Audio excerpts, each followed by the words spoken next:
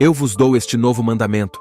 Nova ordem agora vos dou, que também vos ameis uns aos outros como eu vos amei, diz o Senhor. O Senhor esteja convosco. Ele está no meio de nós. Proclamação do Evangelho de Jesus Cristo segundo Mateus. Glória a vós, Senhor. Naquele tempo, Pedro aproximou-se de Jesus e perguntou: Senhor, quantas vezes devo perdoar, se meu irmão pecar contra mim? Até 7 vezes? Jesus respondeu: Não te digo até 7 vezes, mas até 70 vezes 7, porque o reino dos céus é como um rei que resolveu acertar as contas com seus empregados. Quando começou o acerto, levaram-lhe um que lhe devia uma enorme fortuna. Como o empregado não tivesse com que pagar, o patrão mandou que fosse vendido como escravo, junto com a mulher e os filhos e tudo o que possuía, para que pagasse a dívida. O empregado, porém, caiu aos pés do patrão e, prostrado, suplicava: Dá-me um prazo, e eu te pagarei tudo. Diante disso, o patrão teve compaixão, soltou o empregado e perdoou-lhe a dívida. Ao sair dali, aquele empregado encontrou um de seus companheiros que lhe devia apenas 100 moedas. Ele o agarrou e começou a sufocá-lo, dizendo: Paga o que me deves. O companheiro, caindo aos seus pés, suplicava: Dá-me um prazo, e eu te pagarei.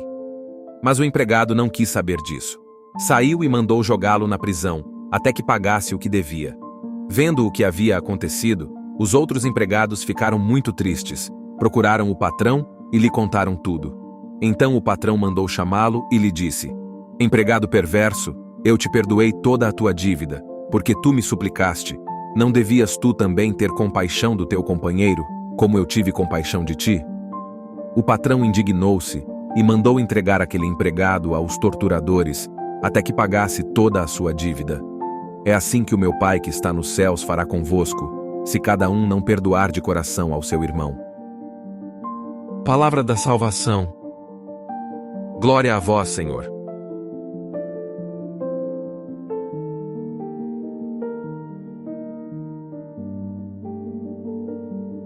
No momento em que Pedro se aproxima de Jesus com sua pergunta, ele está buscando orientação sobre os limites do perdão.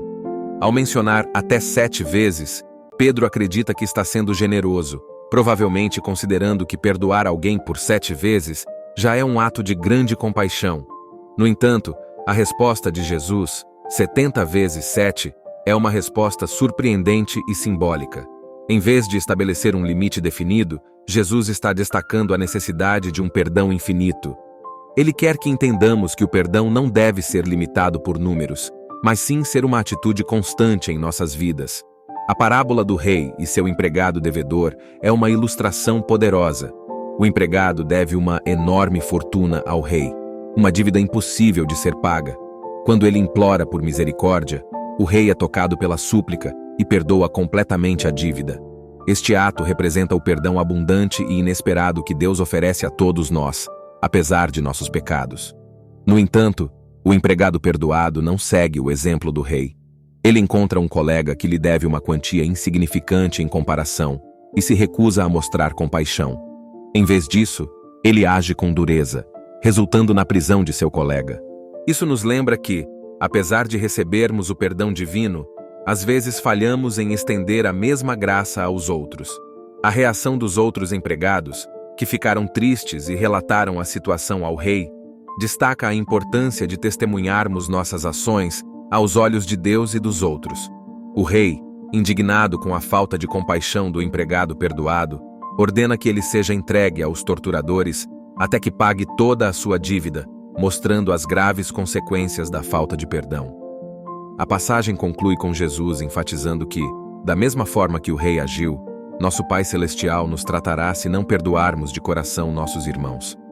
Isso nos lembra que o perdão não é apenas uma ação externa, mas deve vir do coração, refletindo a misericórdia que recebemos de Deus.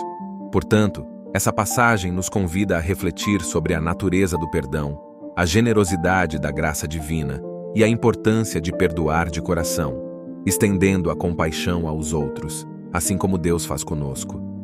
Ela nos lembra que o perdão é uma virtude fundamental para vivermos em harmonia com nossos semelhantes e em relação com Deus. A paz de Cristo e o amor de Maria. Tia Alessandra. E aí, povo de Deus, gostaram do Evangelho de hoje? Não esqueçam de se inscrever, curtir e comentar. Isso ajuda muito no crescimento do nosso canal. Beijos da tia Alessandra.